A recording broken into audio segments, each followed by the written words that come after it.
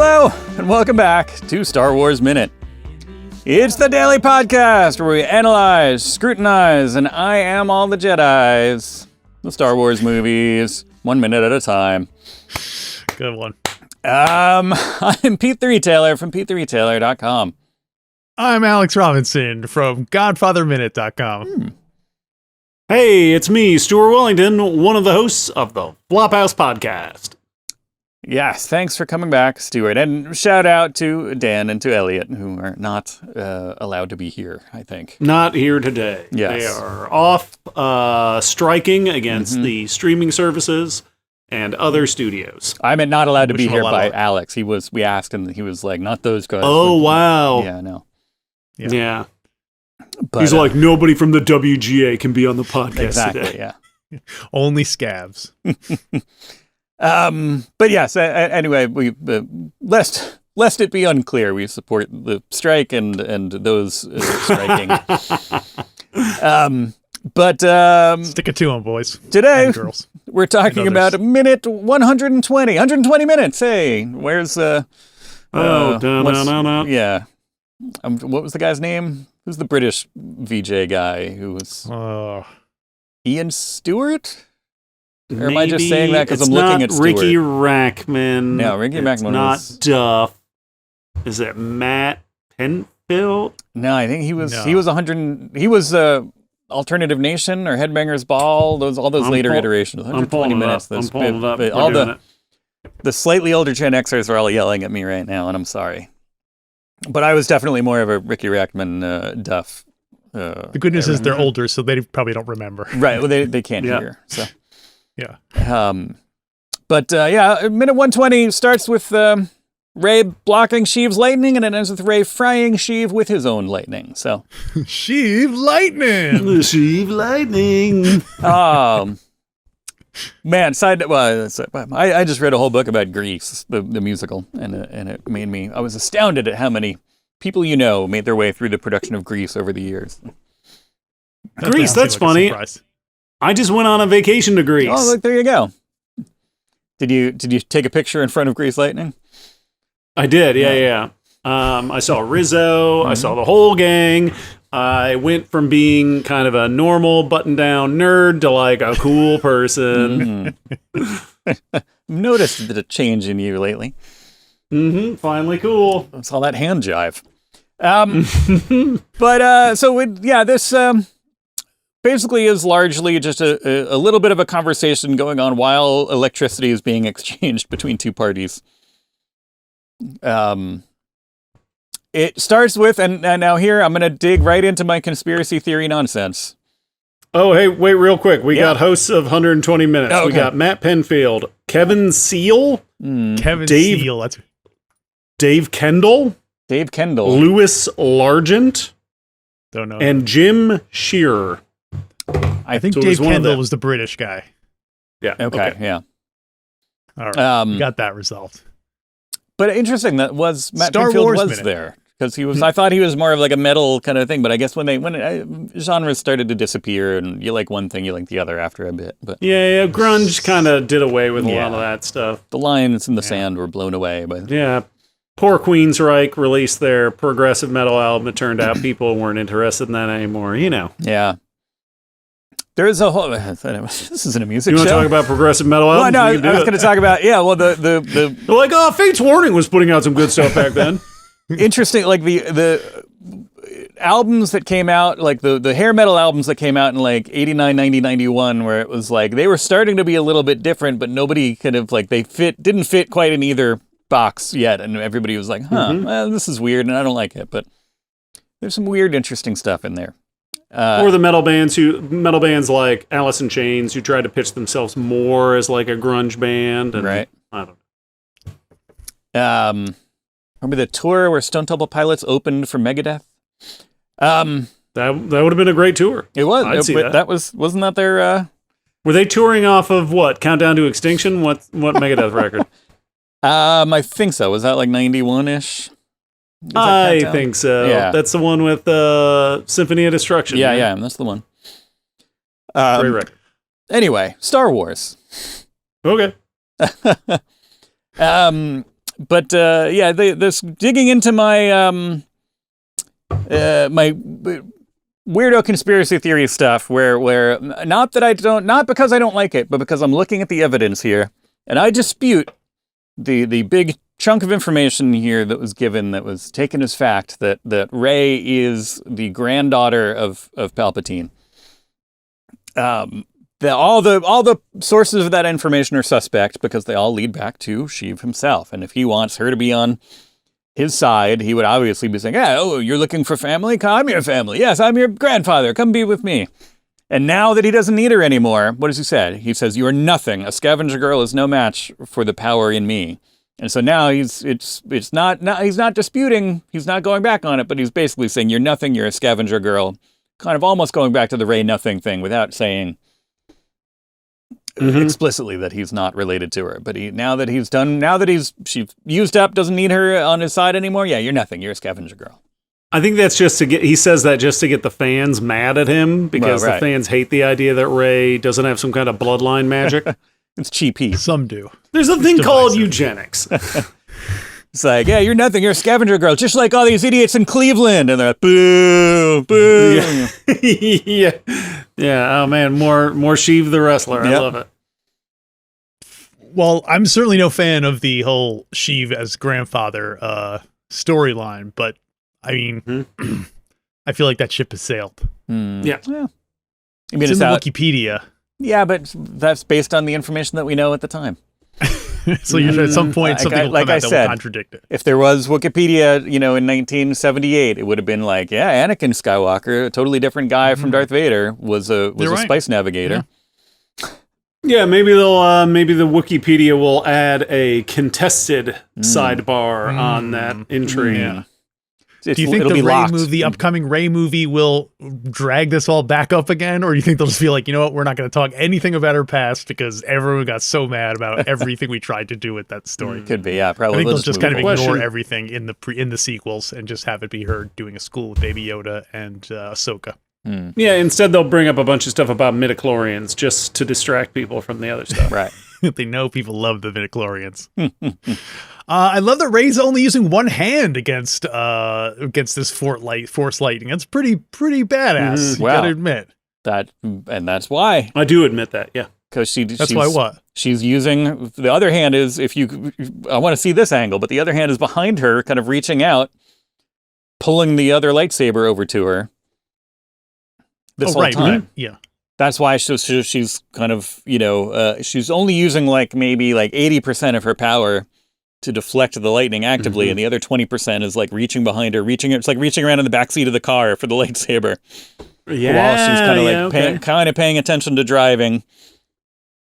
Can you not do telekinesis without using your hands?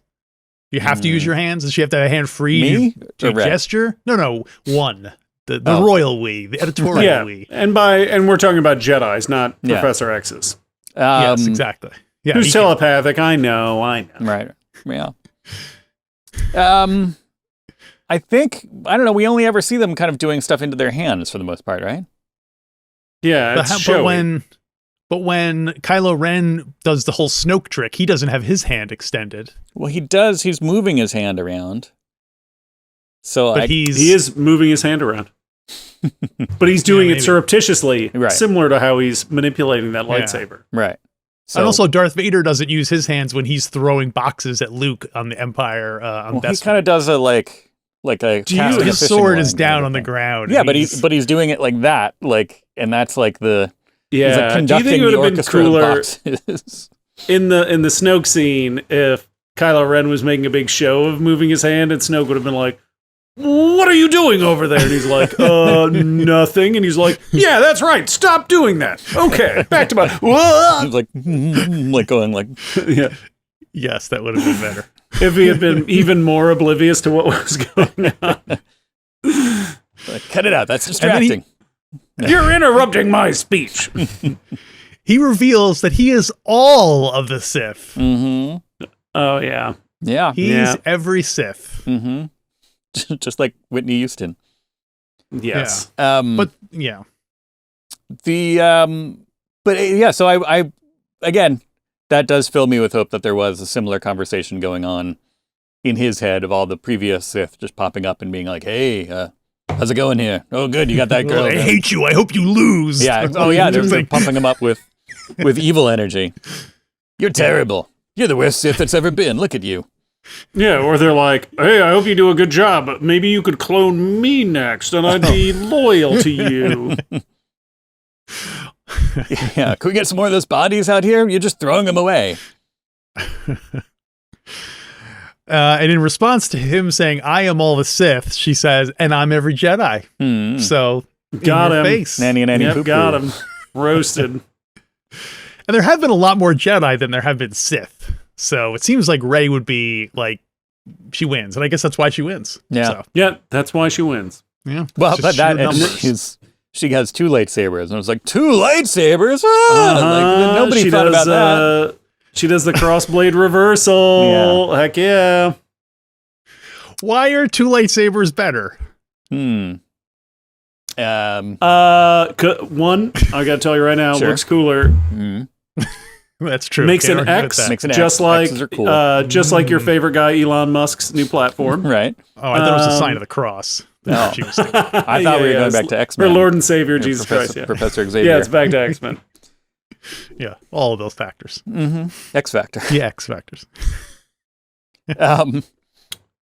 So she starts throwing that lightning back at him, and then his face starts getting roasted again. And I'm like, this again? Okay. Yeah. Never learns. That always happens to this dude. Yeah, like you would think Yeah. that you think he wouldn't be throwing that lightning around at dudes with lightsabers anymore, right? And the irony is, he was like, well, I had the pit right there ready to, come on, but no, you were supposed to pick me up and throw Yeah. me down the pit, not do the reflecting thing, and come on. You got to get all showy about it. You couldn't just Yeah. push her down out of the way and into the hole. You have to be like, all right, I'm gonna do some lightning. Yeah, he's like, I was supposed to be Matt Smith. It would have been So, yeah, funny we if see as his skin starts flailing, if you get different, like he becomes different people.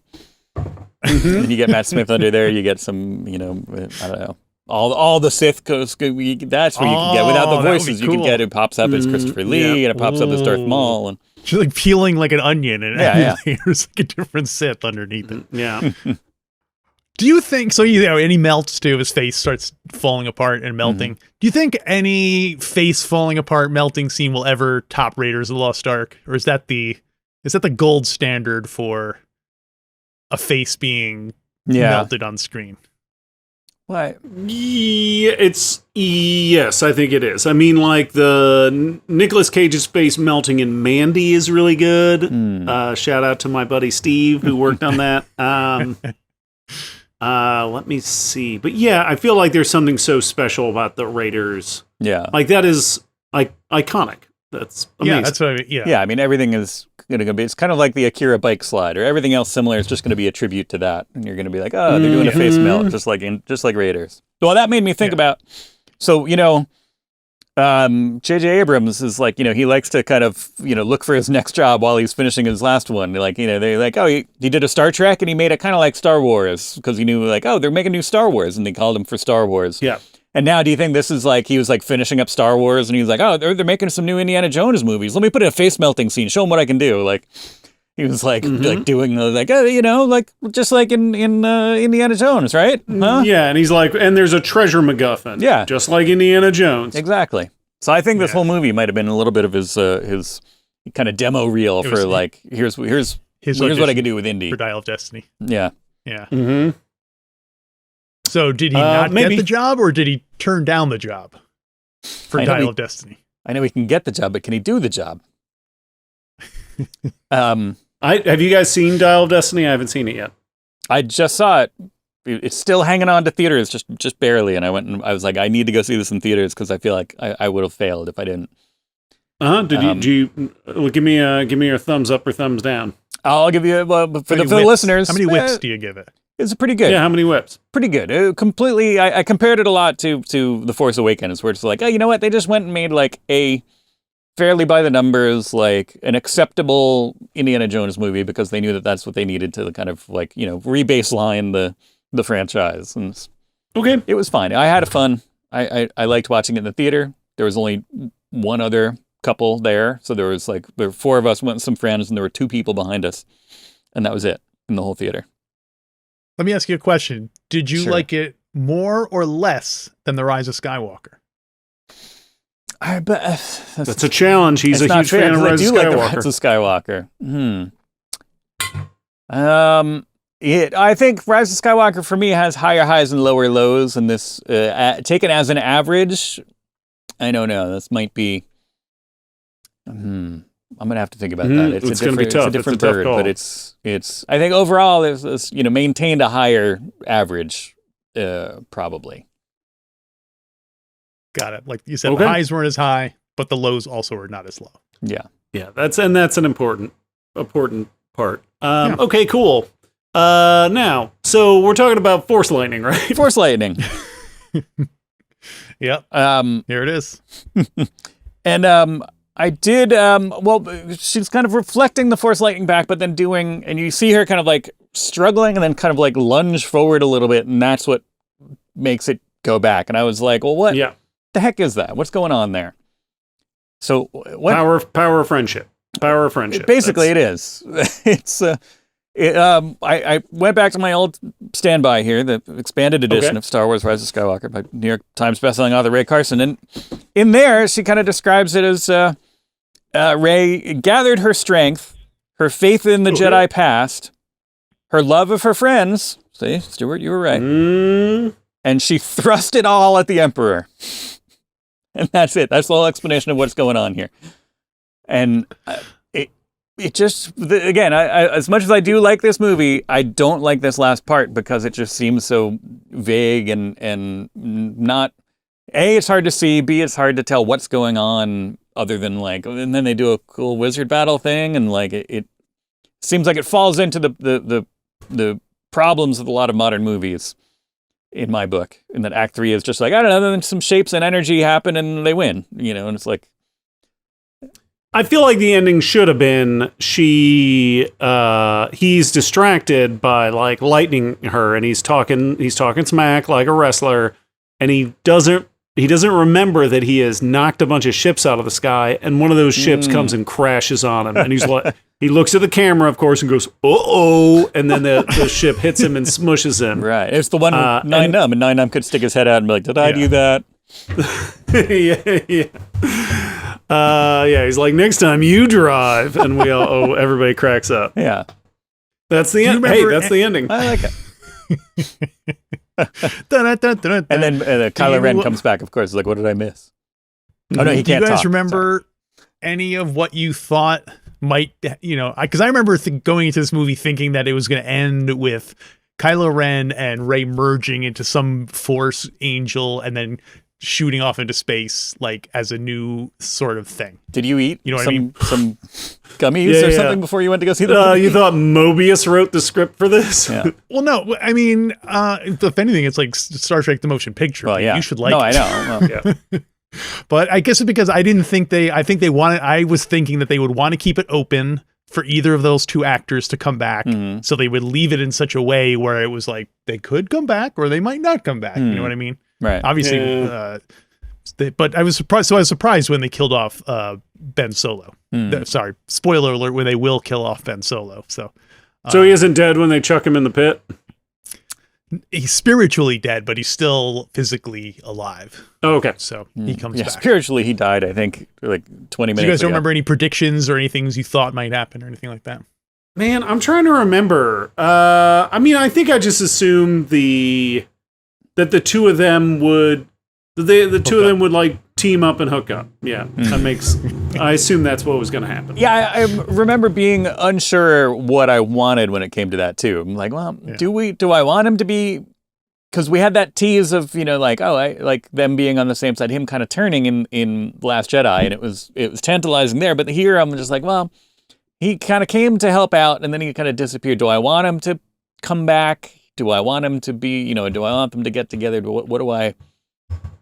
I remember being kind of unsure about what I wanted and kind of distracted by how much I wasn't really into what was going on here on screen.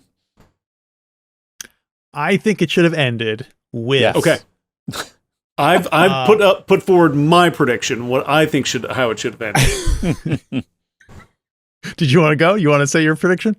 I already said that Nien crashes his ship accidentally onto the Emperor, who splats everywhere. Like, this is where it becomes a hard R rating, because like it's like super bloody when he splats. Like, maybe even it crashes and then like drags him a little bit, and you can see his little legs sticking out. It's wild. And then, like, his upper torso.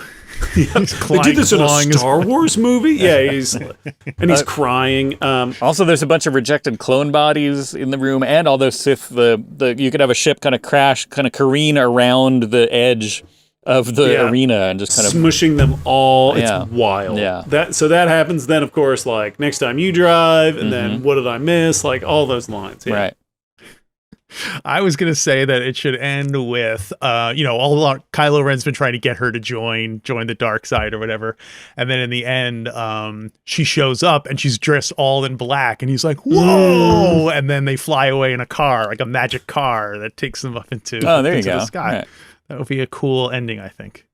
She pulls her hood back, turns to the camera, and she's got cat's eyes, and you're like, what? Oh, no. Yeah, exactly. They do a song, musical number. They go together like Kef Beer, all those things. Obviously, the biggest, the what should have happened at the very end is when the lady on Tatooine asks her name. She's like, Rey Skywalker, and the lady's like, oh, you mean like that kid who killed his aunt and uncle? Right. Horrified that the monster, the aunt and uncle killer, Luke Skywalker's legacy is returned to slay again. It's like a local boogeyman, Luke Skywalker. Yeah. Then it becomes a horror movie, but from the other point of view of the people of Tatooine. They're worried that the Skywalkers are back. Yep. Oh, man. Like the Voorhees family. In the town, the dreaded sundown, etc. Well, that would have been, speaking of the Voorhees, that would have been a good, at the very, like, who are you, Rey Skywalker? And she looks, and then because, she buried the lightsabers there at the grave, and then have a hand shoot up and grab the lightsaber. And then a hand shoot up and grab the lightsaber. Oh, man, that would have been amazing. Yeah. The end? Question mark? And then we get a single laugh. Yeah. Right, yeah. Is that Yaddle's laugh? What's going on? And then you want to come back and find out. Yeah. That JJ always setting up the next mystery. Always set up the next one. Or his next job. It's always a puzzle box. We're not sure. Is he setting up a mystery or is he setting up his next job? Ray will return in Indiana Jones and the red blob of courage. I had a question about this title. We had two instances in this week. I forgot to bring them up, but that could have been the rise of Skywalker. One is as each of them. Remember, Kylo Ren kind of he gets up off the floor. That could be the rise of Skywalker because then. Then Sheev is just like, now you see, I'll throw you in a pit just like you are the last Skywalker. And like, well, if he's the last Skywalker and he just got up, wasn't that the rise of Skywalker? But then we do get Rey picking herself up and getting the thing. And then she eventually becomes Skywalker. So it's the rise and then a Skywalker. So you think she's not Skywalker at this point? I don't know. I mean, she hasn't said so. True. We don't know. Maybe, in her heart, she probably is. I mean, the fact that Leia didn't show up in that thing makes me think she's not really a Skywalker. Yeah. Well, she's not an Organa Solo. We know that much, but she... Yeah. She's visiting some other character in a totally different movie at the moment. She got the, Anakin and Luke. She got two Skywalkers saying like, hey, go do it. Go. Yeah. It's true. That's a quorum. So, yeah. She got two votes. But yes, Rise of Skywalker. That obviously, I think, is all I had for this. Anybody have any notes specific to this? Or Stuart, is there anything that you feel like you missed out on from this movie? You got some Babu Frick, so I know you're good on that front. But anything you feel like you missed out from earlier minutes that we did, or anything coming up that you want us to look out for? I know there's only a few minutes left, but no, I'm trying to remember. I mean, I feel like pretty early on, watching this movie, I realized I was not going to get the Star Wars experience I was hoping for, and that I was trying to take it for what I was getting, and then just continue to be disappointed. I mean, I'm very disappointed by the handling of Finn's character. Sure. I'm incredible, like even more so with Rose's character, and that that stuff really bummed me out and made it hard for me to enjoy even moments of levity with my pal Babu Frick. But Who knows? Did you? I feel like they introduced a bunch of characters, many of whom seemed interesting, and then obviously they had to rush to make these movies, and so we got, let's say, uneven storylines altogether. Last Jedi, notwithstanding, which I would argue is pretty consistently great the whole way through, but that's my opinion. And a very suitable conclusion to this series. Yeah, that's more of the problem. It's like, well, they really should have. I don't know. Enough loose ends were tied up in that one. Like they should have just been like, yeah, it's such a beautiful like final moment with the little kid. Yeah.